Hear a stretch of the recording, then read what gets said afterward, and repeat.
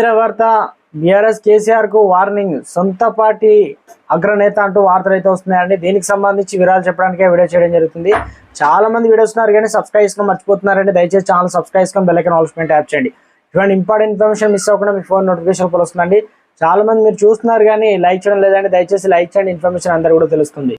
తెలంగాణలో పలు పార్లమెంట్ స్థానాలకు అభ్యర్థులు ఖరారు చేసింది బీజేపీ. అయితే కీలకమైన వరంగల్ స్థానాన్ని ఎందుకు పెండింగ్ లో పెట్టింది? దీంతో టికెట్ ఆశిస్తున్న పలువురు నేతల్లో టెన్షన్ మొదలైంది. వర్ధనపేట మాజీ ఎమ్మెల్యే అరూరి రమేష్ ఎంపీగా పోటీ చేయాలని భావిస్తున్నారు. బీజేపీలో చేరి ఆ పార్టీ తరఫున బరిలోకి దిగాలని లెక్కలు వేసుకుంటున్నారు. 2023లో అసెంబ్లీ ఎన్నికల్లో వర్ధనపేటలో ఓడిపోయిన ఆయన ఎలాగైనా పవర్ లో ఉండాలని లక్ష్యంతో ఉన్నారు.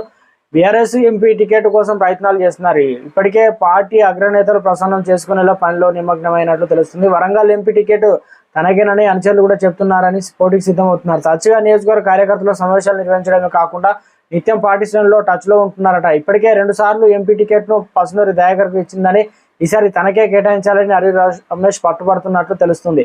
అయితే వరంగల్ ఎంపీ సీటు కోసం కడియం శ్రేయర్ కూతురు డాక్టర్ కవ్యతో పాటు మరికొందరు నేతలు కూడా పోటీ పడుతున్నారు.